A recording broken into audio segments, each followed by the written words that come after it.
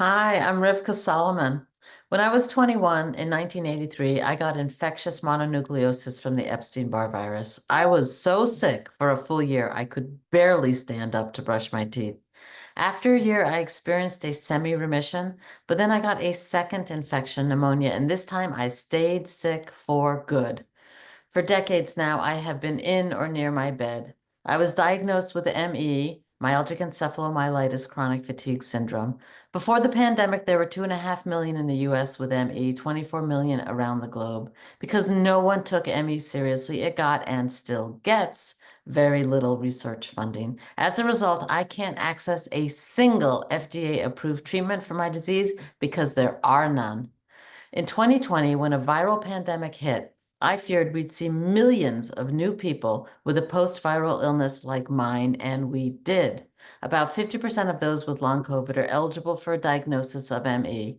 Personally, for me, at the start of the pandemic, I got a presumed case of COVID before there was testing available. And ever since, my stomach has been burning. It has been awful. And research shows that GI problems are not uncommon in long COVID. Since my presumed COVID infection, I've also been weaker and sicker than my usual. With all that, my doctor gave me a long COVID diagnosis, which comes on top of my ME diagnosis. There are millions of us who had a pre-existing infection-associated chronic illness, such as ME, chronic Lyme, POTS, or dysautonomia, who then got COVID and are now, like me, even sicker. We have the same symptoms we had prior to COVID, only worse. Or we have new symptoms, as I do with my burning stomach. So do we have long COVID?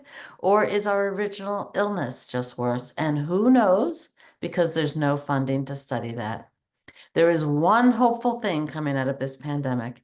Advocates from these various infection-associated chronic illness communities are now working as a coalition.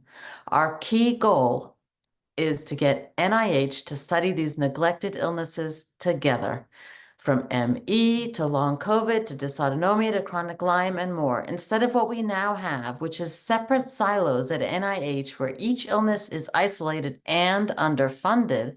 We want NIH to establish a new office on infection-associated chronic conditions and illnesses. That way, research on our diseases can be more coordinated and cost-effective. After all, many of our symptoms are similar or the same, and many of us have each other's illnesses as comorbid conditions. So, 4 years after I got my presumed COVID and 4 decades after I first got ME, yes, I'm still stuck in or near my bed much of the time.